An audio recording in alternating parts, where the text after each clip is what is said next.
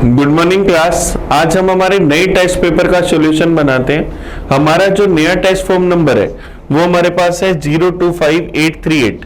ये हमारे पास CGL exam की टेस्ट सीरीज है जिसमें मैथ्स के टोटल 25 क्वेश्चंस आते हैं। तो हम इन 25 क्वेश्चंस का एनालाइज करते हैं आज के पेपर को स्टार्ट आज के पहले क्वेश्चन से। पहला क्वेश्चन ये रहा हमारी स्क्रीन पर। If tan square y into cosec square x minus 1 बराबर tan square y, then right statement is, हमें बताना है कि कौन सा स्टेटमेंट राइट है। तो देखिए हमें क्या दे रखा है, tan square y इंटू में cosec square x माइनस में 1 बराबर tan square y। तो क्या मैं इसको ऐसा लिख सकता हूं, tan square y इंटू में cosec square x माइनस में tan square y बराबर क्या आ जाएगा 1। तो यहां से हम tan स्क्वायर y कॉमन ले लेते हैं तो क्या आ जाएगा कोसेक स्क्वायर x माइनस में 1 बराबर 1। तो tan स्क्वायर y, अब कोसेक स्क्वायर x माइनस 1 क्या होता है, कोट स्क्वायर x बराबर क्या आ जाएगा 1। So tan square y is equal to 1 upon cot square x। तो हम क्या लिख सकते हैं, tan square y is equal to tan square x। अब ये आपस में कब बराबर होंगे, जब x बराबर y होगा। When x equal to y या x माइनस y बराबर 0। तो हमारा ऑप्शन क्या आ जाएगा, ऑप्शन ए कि x बराबर y या x माइनस y बराबर 0। ये हमारे पास ट्रिग्नोमेट्री का क्वेश्चन था। चलिए नेक्स्ट क्वेश्चन की ओर बढ़ते हैं। Question number 52। After walking 50 kilometers, a dog met his master, who instructed the dog to walk slowly. After that, the dog continued at 3/4 of his speed and reaches his destination 35 minutes late. If the dog had met the master 24 kilometers later, he would reach his destination 25 minutes late. Find the speed of dog. हमें कह रहे 50 kilometre चलने के बाद 50 kilometre चलने के बाद एक कुत्ता अपने मालिक से मिलता है जो कुत्ते को धीरे चलने के लिए निर्देश देता है और इसके बाद कुत्ता अपनी चाल की 3/4 चाल से चलता है। पहले यहाँ पर अगर 4x की स्पीड से चल रहा था, इसके बाद उसको धीरे चलने के लिए कहा गया तो वो यहाँ से धीरे चलने लगा। अब 3x की स्पीड से चलने लगा, 3/4 चाल से चलने लगा और अपनी डेस्टिनेशन पर 35 मिनट लेट पहुंचा। अब हमें कह रहा है यदि वह अपने मालिक से 24 किलोमीटर बाद मिलता तो डेस्टिनेशन पर 25 मिनट लेट होता। ये 50 किलोमीटर जो चल रहा है 4x से, वो वैसे का वैसे चलता। इसके बाद 24 किलोमीटर और चल चुका होता 4x की स्पीड से। अब उसको उसका मास्टर मिलता, उसको धीरे चलने को कहता, अब वो चलता है 3x की स्पीड से, तो अपनी डेस्टिनेशन पर पहुंचता 25 मिनट लेट। अब देखो दोनों बार पहुंचने के टाइम में डिफरेंस आया 10 मिनट का। ये 10 मिनट का डिफरेंस क्यों आया, इस 24 किलोमीटर के कारण। ये 24 किलोमीटर की दूरी पहले ट्रेवल कर रही थी हम लोग 3x की स्पीड से, अब ये 24 किलोमीटर की दूरी हम लोग ट्रेवल कर रहे हैं 4x की स्पीड से। इसीलिए हम लोग कितनी लेट हो रहे हैं, 10 मिनट का डिफरेंस आ रहा है, 10 मिनट जल्दी पहुंच जाते हैं। तो टाइम का डिफरेंस दे रखा है, डिस्टेंस दे रखी है, तो फॉर्मूला हमारे पास d बराबर s1 इंटू s2 अपॉन में delta s into delta T. तो दूरी 24 किलोमीटर, एक बार स्पीड 3x एक बार स्पीड 4x, दोनों स्पीड का डिफरेंस 1x, टाइम का डिफरेंस 10 मिनट। आवर्स में बदलने के लिए 60 का भाग दिया, 0 से 0 कट गया, 3 से गया 20 बार, 0 से 0 कैंसिल, 2 ऊपर लिए हैं तो 4x बराबर 24 इंटू 2 48 किलोमीटर पर आवर। तो 4x उसकी क्या गई, ओरिजिनल स्पीड। अब ओरिजिनल स्पीड हमने निकाल ली, लेकिन हमें किसमें बतानी है, मीटर पर सेकंड में। तो अगर हम इस स्पीड को मीटर पर सेकंड में बदलें तो किलोमीटर पर आवर को मीटर पर सेकंड में बदलने के लिए 5/18 से गुना कर दें। 6 से गया 3 बार, 6 से गया 8 बार, 8 5 40/3 मीटर पर सेकंड। ये हमारे पास उसकी स्पीड आ जाएगी 40/3 मीटर पर सेकंड। ऑप्शन डी हमारा आंसर आ जाएगा। चलिए नेक्स्ट क्वेश्चन देखते हैं। Question number 53। Find the distance between point P and Q। दो पॉइंट दे रखे हैं P और Q, उनके बीच की दूरी बतानी। आपको पता है कि अगर पॉइंट P के कोऑर्डिनेट x1 y1 है, Q के कोऑर्डिनेट x2 y2 है, तो इनके बीच की जो दूरी होगी d बराबर क्या होगी, x2 माइनस x1 का square plus y2 minus y1 का स्क्वायर। तो यहां से अगर अपन इनके बीच की दूरी निकालें तो रूट में मेरे पास क्या जाएगा, x2 मेरे पास यहां पर मैं इसको मान लेता हूं, ये मेरे पास x2 y2, ये x1 और y1। तो x2 क्या है, a sin alpha minus 1 a cos alpha का होल स्क्वायर प्लस y2 आया a cos अल्फा, माइनस में माइनस करूंगा तो माइनस इंटू माइनस प्लस हो जाएगा a sin अल्फा का होल स्क्वायर। अब देखो ये a प्लस बी का whole square plus a minus B का होल स्क्वायर है, इसकी वैल्यू आप सब लोग जानते हैं कि क्या होती है, 2a square plus B square. तो 2 into A square sine square alpha plus a square cos square alpha. a square अगर आप यहां से कॉमन ले लोगे तो sine square alpha plus cos square alpha क्या होता है, 1। तो इसकी जगह हम 1 लिख सकते हैं। तो d बराबर क्या है, रूट में 2a स्क्वायर, या क्या जाएगा रूट में 2a। तो a रूट 2 या रूट में 2a हमारा आंसर आ जाएगा ऑप्शन ए। अब मैंने इसमें क्या फॉर्मूला यूज करा, इसके बाद a प्लस बी का whole square plus a minus B का होल स्क्वायर हमारे पास होता है 2a square plus B square, ये हमारे पास आएगा। चलिए नेक्स्ट क्वेश्चन की ओर बढ़ते हैं, question number 54। In the given figure PM is 1/3 of PQ। PM जो है वो PQ का 1/3 है, PN जो है 1/3 ऑफ PS है। If the area of PMNR is 17 centimetre square, इस अंदर वाले का एरिया 17 सेंटीमीटर स्क्वायर है, तो हमें क्या करना है, इस रेक्टेंगल का एरिया बताना है कि क्या होगा। अगर इसको मैं L मान लो, इसको B मान लो, तो ये मेरे पास L थी तो ये कितनी थी, L/3। या अगर मेरे पास B है तो PN कितना है, B/3। ये हम लोगों को पता है, PN इज 1/3 ऑफ PS। ये L/3 है तो ये क्या होगा, 2L/3। ये मेरे पास B/3 है तो ये क्या होगा, 2B/3। तो क्या हम ऐसा कह सकते हैं कि रेक्टेंगल का जो एरिया होगा, रेक्टेंगल है हमारा PQRS, इसका जो एरिया होगा बराबर होगा इसके एरिया के, इसके एरिया के और इसके एरिया के, तीनों के एरिया के सम के बराबर। तो ट्रायंगल RSN का एरिया प्लस क्वाड्रिलेटर RMPN का एरिया प्लस ट्रायंगल RQM का एरिया, इन तीनों के एरिया के सम के बराबर होगा। रेक्टेंगल की एक लंबाई L है और चौड़ाई B है, तो एरिया क्या होता है, L इंटू B। ट्रायंगल इस वाले का एरिया निकाले RSN का, तो ट्रायंगल का area 1/2 base into height, base L हो गया और हाइट क्या होगी, 2B/L। रेक्टेंगल का एरिया 17 है, फिर अंदर वाले इसका सेकंड वाले का, और थर्ड वाले का एरिया हमारे पास 1/2, बेस हमारे पास 2L/3, हाइट कितनी, B। ऐसा हम लिख सकते हैं।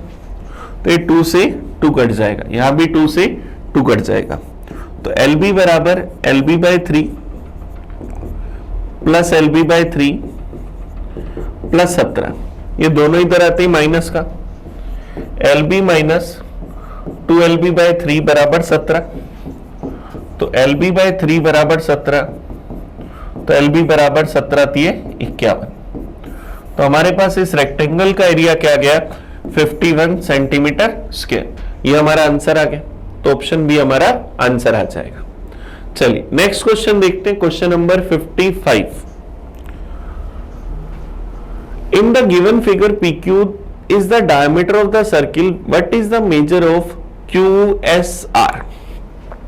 QSR का हमें मेजर बताना है कि क्या होगा। अब PQ हमारे पास इसका क्या है, डायमीटर। PQ अगर डायमीटर व्यास है तो वृत्त का व्यास हमें पता है हमेशा परिधि पर कितने डिग्री का कोण बनाता है, 90 डिग्री का। तो ये वाला जो एंगल है ये कितना होगा, 90 डिग्री। ये 90 है 43, तो ये कितना होगा, 47। अब एंगल P अगर 47 है तो क्या S भी 47 होगा, क्योंकि एक ही जीवा के द्वारा सर्किल के एक साइड बने कोण आपस में क्या होते हैं, बराबर होते हैं। तो ये एंगल 47 डिग्री, तो एस वाला एंगल भी कितना हुआ, 47 डिग्री। और हमें यही तो बताना है QSR कितना था, तो आंसर आ गया सी। चलिए नेक्स्ट क्वेश्चन देखते हैं, question number 56। What is the value of this, हमें इसका मान बताना है कि क्या होगा। हमें दे रखा है 1 प्लस ए अपॉन में ए की पावर 1/2 का मतलब रूट ए की पावर -1/2 का मतलब 1 अपॉन रूट ए, माइनस के अंदर root A plus 1 upon root A upon में 1 प्लस ए, प्लस के अंदर ए की पावर -1/2 इसका मतलब 1 अपॉन रूट ए। हम इस तरह से लिख सकते हैं। यहां से अगर अपन इसका एलसीएम ले तो 1 प्लस ए अपॉन में रूट ए एलसीएम आ गया, ऊपर क्या आएगा a प्लस 1, माइनस में यहां एलसीएम लू तो क्या आएगा a प्लस 1 अपॉन में रूट ए, अपॉन में क्या है 1 प्लस ए या a plus 1 plus 1 upon root A. तो अब देखो ये क्या होगा, आपस में कट जाएगा, रूट ए ऊपर चला जाएगा, ये दोनों टर्म्स कट जाएंगी, 1 upon root A plus 1 upon root A, तो ये दोनों टर्म्स आपस में कट जाएंगी, क्या बचेगा, रूट ए। तो हमारा आंसर क्या जाएगा, ऑप्शन ए, ये हमारा आंसर आ गया। ये सिंप्लीफिकेशन का बड़ा इजी सा क्वेश्चन था। चलिए नेक्स्ट क्वेश्चन की ओर बढ़ते हैं, क्वेश्चन नंबर 57। बस आपको इतना पता होना चाहिए कि ए की पावर 1/2 क्या होगा, रूट ए, और ए की पावर -1/2 का मतलब 1 अपॉन रूट ए, जो हमने यहां पर लिखा है। चलिए नेक्स्ट क्वेश्चन देखते हैं 57।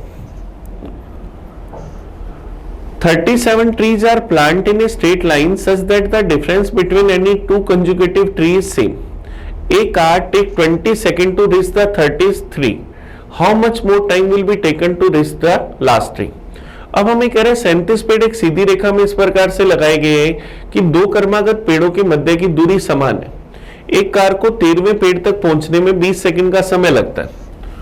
अब अगर मैं 37 पेड़ लगाऊं इस तरह से, जिन सबके बीच की दूरी समान है, दूरी अगर मैं 10 मीटर मान लूं, तो पहले पेड़ से 13th पेड़ तक पहुंचने के लिए हम लोगों ने कितनी डिस्टेंस ट्रेवल करी, 12। तो 12 इंटू 10 मीटर मतलब 120 मीटर। हम 120 मीटर दूरी कितने टाइम में चल पाए, 20 सेकंड में। अब मुझे आगे और कितना समय लगेगा ये बताना है। टोटल मेरे पास यहाँ पर 37 पेड़ है, तो बीच में दूरी कितनी है, 36। तो 36 इंटू 10 कितनी है, 360 मीटर। 360 मीटर में से 120 मीटर चल रही है, तो 240 मीटर चलने में कितना टाइम लगेगा, 120 मीटर चलने में 20 सेकंड लगे, तो 240 मीटर चलने में कितना टाइम लगेगा, 40 सेकंड। तो हमें और कितना समय लग जाएगा, 40 सेकंड। हमने मान लिया कि दो क्रमागत पेड़ों की मध्य की दूरी जो समान है वो हमने मान ली 10 मीटर।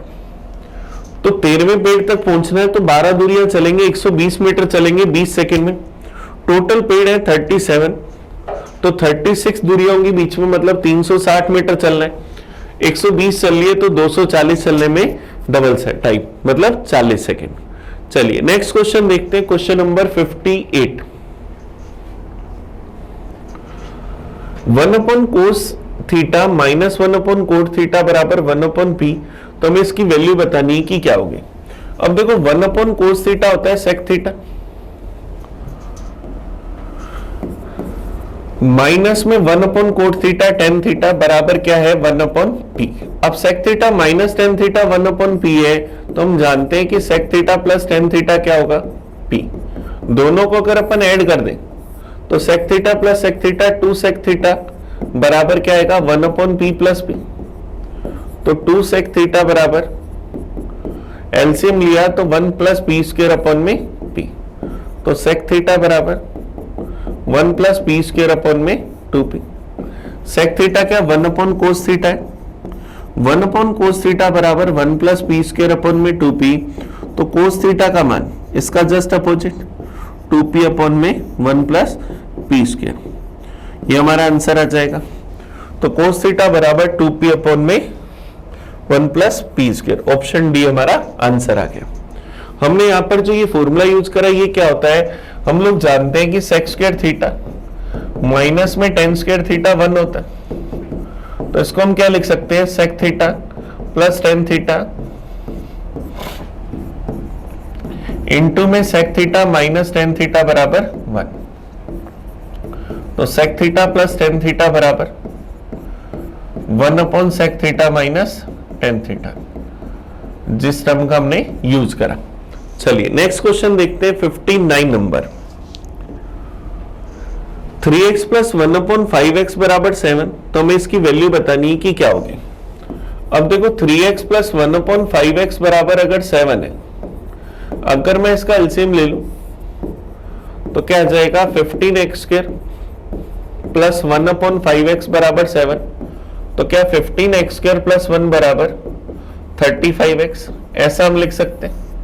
सो हमें फाइंड क्या करना है, 5x अपॉन में 15x square plus 15x plus 1, तो 15x स्क्वायर प्लस 1 की जगह क्या हम 35x लिख सकते हैं, तो 5x अपॉन में 35x प्लस 15x, तो क्या आ जाएगा 5x अपॉन 50x, x से x कट गया, 5 से गया 1/10, तो ऑप्शन बी हमारा आंसर आ जाएगा, ऑप्शन बी। चलिए नेक्स्ट क्वेश्चन की ओर बढ़ते हैं, question number 60। The mark price of a shirt and trouser are in the ratio of 2:3. If shopkeeper give 30% discount on the shirt and total discount is 20%, then the discount offer on the trouser.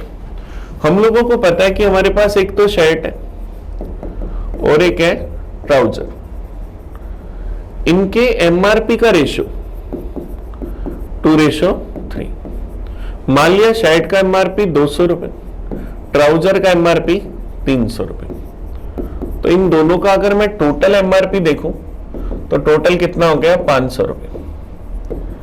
अब हम लोगों को पता है कि shirt पर वो discount देता है 30% का, तो 200 का 30% 60 रुपए, दोनों पर मिलाकर डिस्काउंट देता है 20% का, 500 का 20% 100 रुपए, दोनों पर टोटल डिस्काउंट मिला 100 रुपए, जिसमें से शर्ट पर डिस्काउंट था 60 रुपए, तो ट्राउजर पर डिस्काउंट कितना आया 40 रुपए। अब 40 रुपए का डिस्काउंट कितने पर, 300 पर, तो 40 रुपए 300 का कितना परसेंट है, परसेंटेज में चाहिए, इंटू करा 100% से, तो 40/3%, क्या 13 सही 1/3%, तो हमारा आंसर क्या जाएगा, ऑप्शन सी। तो कितना डिस्काउंट मिल गया, 13 से 1/3% का। चलिए नेक्स्ट क्वेश्चन की ओर बढ़ते हैं, question number 61। The average age of husband and wife who were married 5 years ago was 22 years at the time of their marriage. Now the average age of family including husband, wife and a child born during the interval is 19 years. What is the present age of child? Present के अंदर हमें पता है husband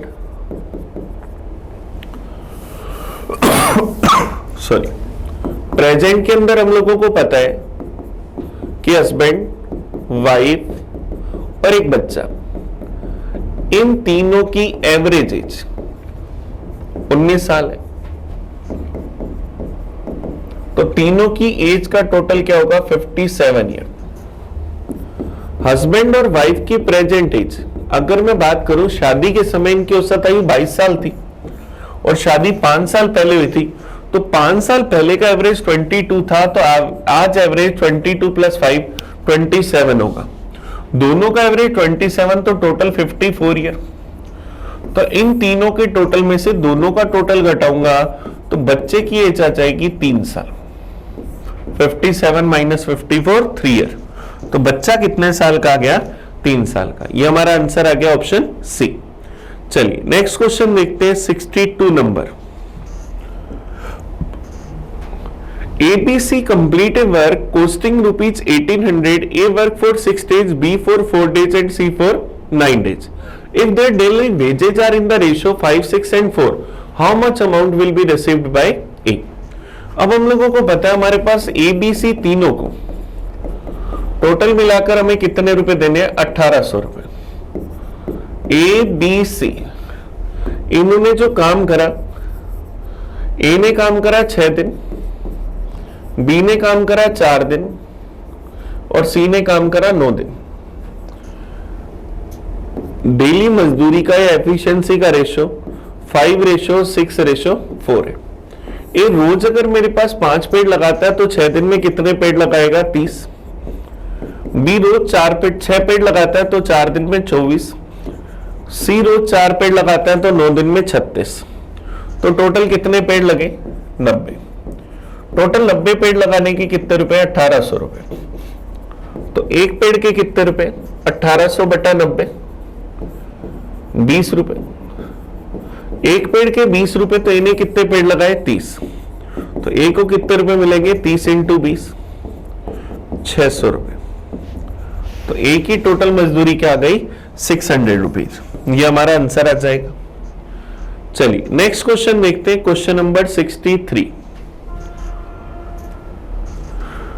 The length of a road is 1 kilometer. The number of plant required for planting at the gap of 20 meter in both sides of the road is. कह रहा है एक सड़क 1 किलोमीटर लंबी है, डिस्टेंस हमें पता है 1 किलोमीटर या 1000 मीटर। इसके दोनों किनारों पर 20 मीटर की दूरी पर पेड़ लगाने, पौधे लगाने, तो कितने पौधे लगाए जाएंगे? तो यहां से नंबर अगर मैं निकालूं, टोटल दूरी 1000, दो पेड़ों के बीच की दूरी 20, तो क्या आएगा? 50। लेकिन आंसर हमेशा +1 होता है, तो 51 पेड़ लगेंगे रोड के एक साइड में। अगर इधर 51 पेड़ लगेंगे तो दूसरी साइड भी 51 पेड़ लगेंगे। तो टोटल मिलाकर कितने पेड़ लगेंगे? 102 पेड़। ये हमारा आंसर आ जाएगा। उसने क्लियर पूछा है तो कितने पौधे लगेंगे यदि उसके दोनों किनारों पर 20 मीटर के अंतर पर हमें पौधे लगाने। तो हमारे पास टोटल पौधे कितने लगेंगे? 102 पौधे बोलो या पेड़, बात एक ही है। चलिए नेक्स्ट देखते हैं question number 64। What annual installment will discharge a debit of rupees 1092 due in 3 year at 12% simple interest? 1092 रुपए की ऋण को 3 अवधि में 12% की दर से साधारण ब्याज से वार्षिक किस्त क्या होगी? ऐसा इंस्टॉलमेंट का एक छोटा सा फॉर्मूला होता है, 100 इंटू अमाउंट अपॉन में 100 into T plus R T into T minus 1/2। Amount हम लोगों को दे रखी है 1092 रुपए, रेट हम लोगों को दे रखी है 12%, टाइम दे रखा है 3 साल। तो ये सारी वैल्यू फॉर्मूले में रख दे।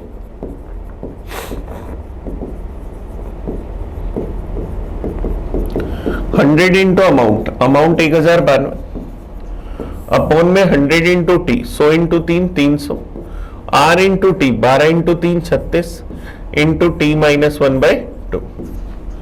तो क्या आ जाएगा? 100 इंटू 1092 अपॉन में 3 माइनस 1 2 अपॉन 2 1 36 इंटू 1 36, 300 प्लस 36 336। यहां से अपन इसको सोल्व कर ले। 6 से काटा, 5 6 30 चला गया 6 बार, 6 से काटा गया एक बार, बच गया 49, 8 6 48 बच जाएगा 12, चला जाएगा 2 बार। फिर यहां से इसको अपन ने काटा, 4 बार काटते हैं, 2 बार काट देते हैं, 28, ये 2 से चला गया 91 बार, 7 से गया 4 बार, 7 से चला गया 13 बार, 4 से गया 25 बार। तो ऐसा इंस्टॉलमेंट 25 इंटू 13, तो क्या जाएगा 25 इंटू 13 325 रुपए। तो ऐसा इंस्टॉलमेंट कितने रुपए की आ गई? 325 रुपए की। ये हमारा आंसर आ गया। तो ये फॉर्मूला अगर याद है तो हम डायरेक्ट इस क्वेश्चन का आंसर निकाल सकते हैं। नेक्स्ट क्वेश्चन की ओर बढ़ते हैं, 65। देखो 65 डीआई का क्वेश्चन है। Study the flowing graph and answer the question given below. इसको हमें अध्ययन करना है, नीचे दिए गए प्रश्नों के उत्तर देने। इंडियन बिस्कुट एक्सपोर्ट, भारत का बिस्किट निर्यात। हमें पहला दे रखा है क्वांटिटी इन लाख टिन्स, कितने लाख टिन हम यहाँ सेल करते हैं, और क्वांटिटी इन करोड़, कितने करोड़। ये हमें क्वांटिटी की वैल्यू दे रखी है। The quantity difference in the biscuit export in tins between 1985 and 1986 was. 1985 और 1986 के बीच में बिस्किट उत्पादन की मात्रा का अंतर कितना था?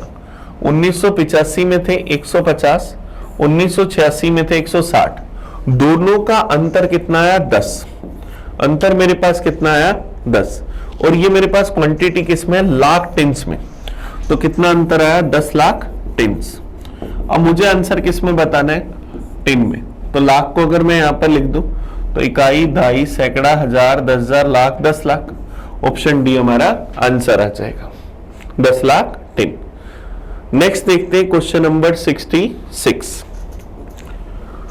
1983 से 1987 तक निर्यात मूल्य में लगभग कितने प्रतिशत की वृद्धि हुई। एक्सपोर्ट वैल्यू में हमें बताना है कि कितनी वृद्धि हुई। 1983 में एक्सपोर्ट वैल्यू 150 थी, 87 के अंदर 500 गई, 150 से 500 गई, मतलब कितनी बढ़ी, 350। किससे, 150 से, परसेंटेज में चाहिए इंटू करा 100% से, 50 से गया 3 बार, 50 से चला गया 7 बार, तो 700 बटा 3%, 3 दूनी 6, बच जाएगा 1, 10 चला जाएगा 3 बार, फिर चला जाएगा 3 बार, 233 1 बटा 3%, तो ऑप्शन क्या आ जाएगा, डी। ऑप्शन डी इसका सही आंसर आ जाएगा, क्योंकि उसने लगभग पूछा है कि कितनी वृद्धि हुई। ये यहां पर आपको जो क्वांटिटी इन करोड़ लिखा हुआ है, आप चाहें तो इसको लिख सकते हैं वैल्यू, वैल्यू इन करोड़। चलिए नेक्स्ट क्वेश्चन की ओर बढ़ते हैं, question number 67।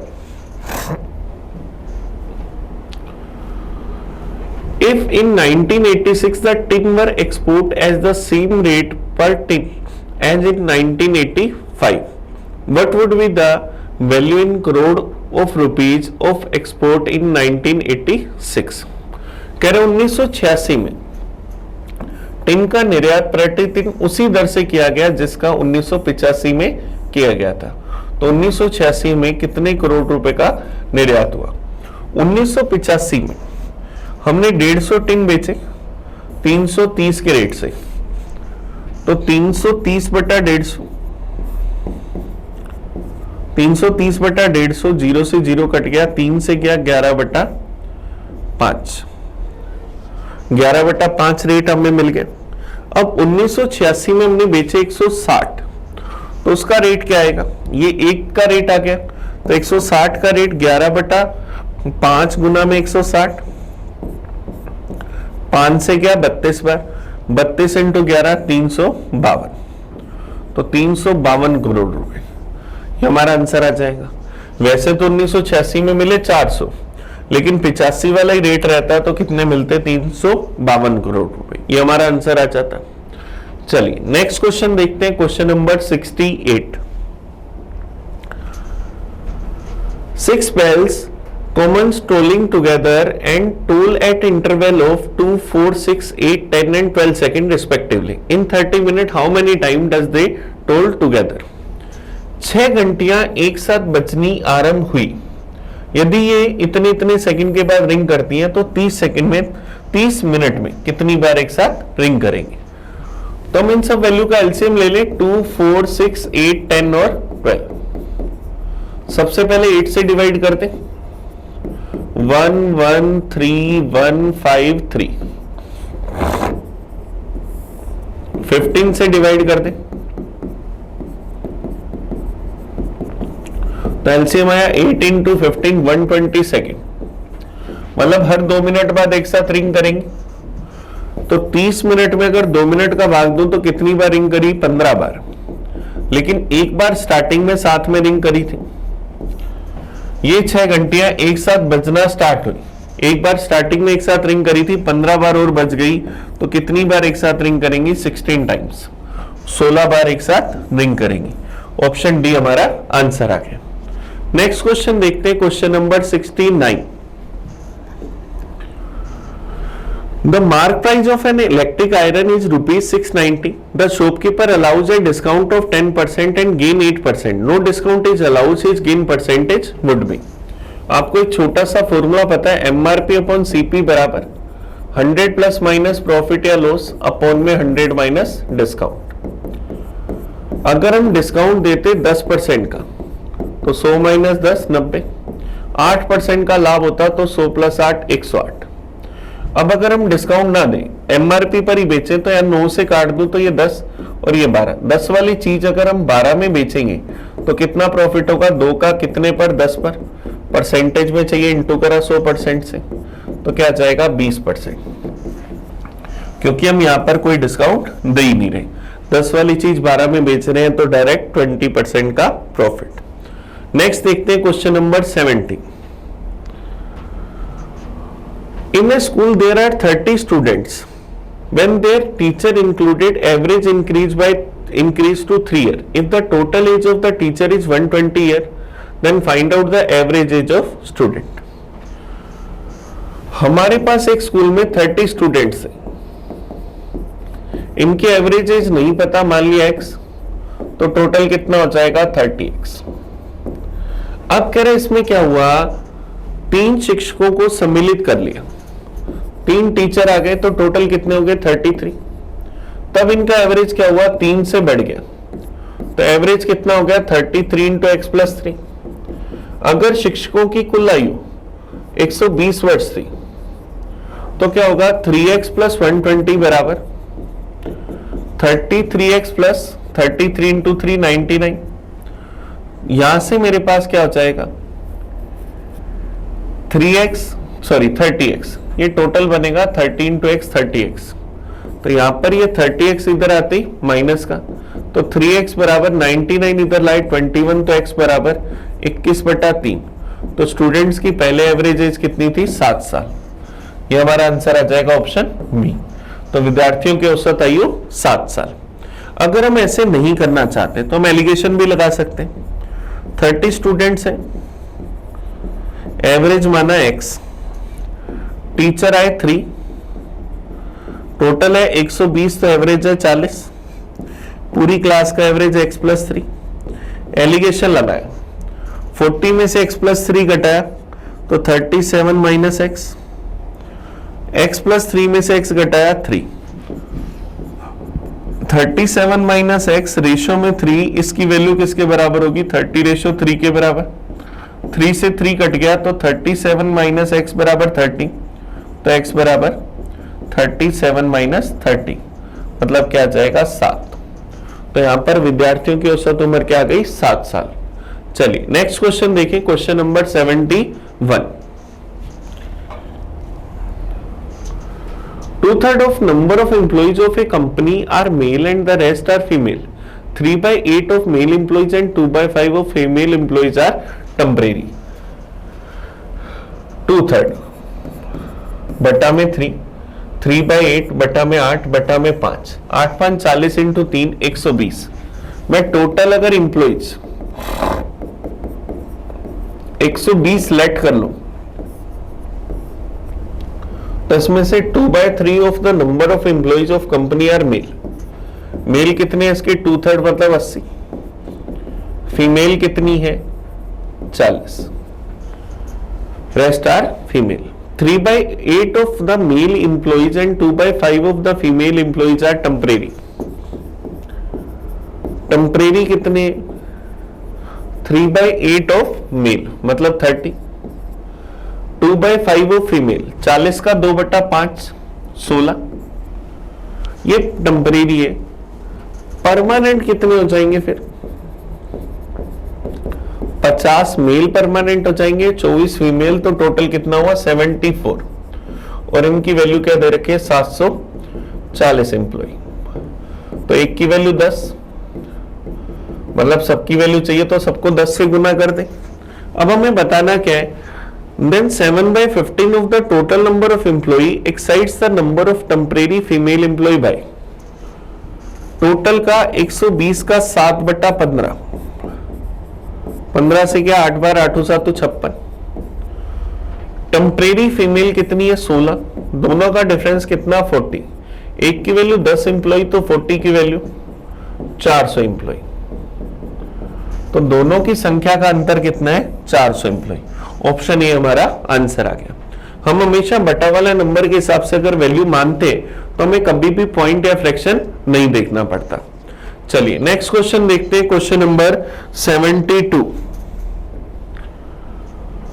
Three partner ABC share profit and loss in the ratio of 3:4:7. If the profit for the year before charging 30% tax is 1,10,166 rupees, what is the B share in the profit after tax? तीन साझेदार है ABC, ये तीनों profit को किस ratio में बांटते हैं? 3:4:7 में। टोटल प्रॉफिट है 1,10,166 रुपए। इसमें से हम टैक्स कितना देंगे? 30%। तो रिमेनिंग प्रॉफिट कितना होगा? 1,10,166 का 70%। ये टोटल रिमेनिंग प्रॉफिट है, ये तीनों में बटेगा। मुझे किसका प्रॉफिट चाहिए? बी का। तो 1,10,166 का 70% टोटल, रेशियो में टोटल कितना? 14। वैल्यू में किसकी चाहिए? 4 की। परसेंटेज हटाऊंगा, बटा में 100। 0 से 0 गया, 7 से गया 2 बार, 2 से चला गया 2 बार। तो 1,10,166 का डबल करूं तो क्या जाएगा? 2,20,332 बटा में 10। तो क्या जाएगा? 22033.20। तो बी का लाभ कितना आ जाएगा? 22,033 रुपए 20 पैसे। ये हमारा आंसर आ जाएगा, क्योंकि सबसे पहले टोटल प्रॉफिट में से हमने टैक्स पे कर दिया और बचा हुआ प्रॉफिट में से बी का पार्ट निकाल लिया। चलिए नेक्स्ट क्वेश्चन देखते हैं, question number 73। The difference between compound interest and simple interest on rupees X at 6.5% per annum for two year is 33.80. What is the value of X? D बराबर P into are upon 100 की part 2। ये 2 साल के लिए CISI का difference है। D तो है CI और SI का डिफरेंस, ये हमें दे रखा है 33.80 रुपीज। प्रिंसिपल हमें दे रखा है X रुपए जो हमें फाइंड करना है। रेट हम लोगों को दे रखी है 6.5%। चलिए फॉर्मूले में वैल्यू रखते हैं। 33.80 बराबर P इंटू 6.5 अपॉन में 100 का स्क्वायर। तो यहां से P की वैल्यू 33.80 इंटू में 100 अपॉन में 6.5 इंटू 6.5। ये 2 पॉइंट से ये 2 पॉइंट कट जाएंगे। अब 13 से अगर मैं इसको काटू, ये गया 5 बार, 13 से इसको काटा, 13 दूना 26, 78 चला जाएगा 6 बार। 13 से गया 5 बार, 13 से चला गया 20 बार। 5 इंटू 5 25 से गया 4 बार। तो प्रिंसिपल की वैल्यू 20 गुना 4 गुना 100, तो 80 गुना 100 8,000 रुपए। तो हमारा प्रिंसिपल कितना आ जाएगा? 8,000। ऑप्शन सी हमारा आंसर आ गया। चलिए नेक्स्ट क्वेश्चन देखते हैं, question number 74। A plus B ratio B plus C ratio C plus A हमें दे रखा है 7:6:5। ABC का टोटल दे रखा है, तो हमें इसकी वैल्यू बतानी। A प्लस बी रेशो में B plus C, A plus B ratio में B प्लस C रेशो में C प्लस A, इसकी वैल्यू है 7:6:5। इसको मैं मान लेता हूं 7x, 6x और 5x। तो A प्लस बी 7x है, B प्लस C 6x है, C प्लस A 5x है। इन सबको अगर मैं जोड़ दूं तो 2 time of A 2 time of B 2 time of C बराबर 18x। A plus B plus C की वैल्यू 27, तो 2 इंटू 27 बराबर 18x। 2 से क्या 9 बार, 2 से 2 कैंसिल, 9 से क्या 3 बार x की वैल्यू 3, मतलब ये 7 21, 6 18 और 5 15। ABC तीनों का टोटल 27 है, A और B का टोटल 21 है, इसका मतलब C की वैल्यू 6, B और C का टोटल 18, इसका मतलब A की वैल्यू 9, C और A का टोटल 15, इसका मतलब B की वैल्यू 12। तो हमें इनका मान मिल गया 9 12 6। हमें 1/A रेशो में 1/B रेशो में 1/C बताना है, तो 1/9 रेशो में 1/12 रेशो में 1/6। इनका एग्जैक्ट रेशो चाहिए, सबको 36 से गुना कर दें, इनका एलसीएम तो 4:3:6 ये हमारा आंसर आ गया। तो 4:3:6 ऑप्शन सी। चलिए नेक्स्ट क्वेश्चन देखते हैं 75 पेपर का लास्ट क्वेश्चन। देखो ये हमारे पास सिंप्लीफिकेशन का क्वेश्चन है। 3 into 2 डिवाइड में 3 of 12 माइनस में 3 डिवाइड में 2 इंटू में 2 minus 3 इंटू में 2 plus 3 डिवाइड में 2 of 3 ये हमें दे रखा है। तो 3 into 2 डिवाइड में 12 of 3 का मतलब 36 माइनस में 3 डिवाइड में 2 इंटू में -1 इंटू के अंदर फिर से 2 ये हम लोगों को दे रखा है प्लस में 3 डिवाइड में 3 of 2 मतलब 6। तो 6/36 मतलब 1/6 2 से 2 गया minus into minus plus 3 plus 3/6 मतलब 1/2 या 3/6 ही पड़ा रहने दो। तो क्या जाएगा 3 + 4/6 या 3 + 2/3 तो क्या जाएगा 3 से 2/3 ये हमारा आंसर आ जाएगा। तो ऑप्शन डी हमारे पास इसका सही आंसर आ गया। तो चलिए हमने क्या करा पेपर के पूरे 25 क्वेश्चंस का एनालाइज करा। आप इस वीडियो को बड़े अच्छे से देखना। आपको कहीं भी कोई डाउट हो कोई कंफ्यूजन हो तो मुझे कमेंट करके बताना। हम मिलेंगे नए पेपर में नए सॉल्यूशन के साथ। तब तक थैंक यू। मैं आपका अपना प्रिंस। पढ़ते रहें।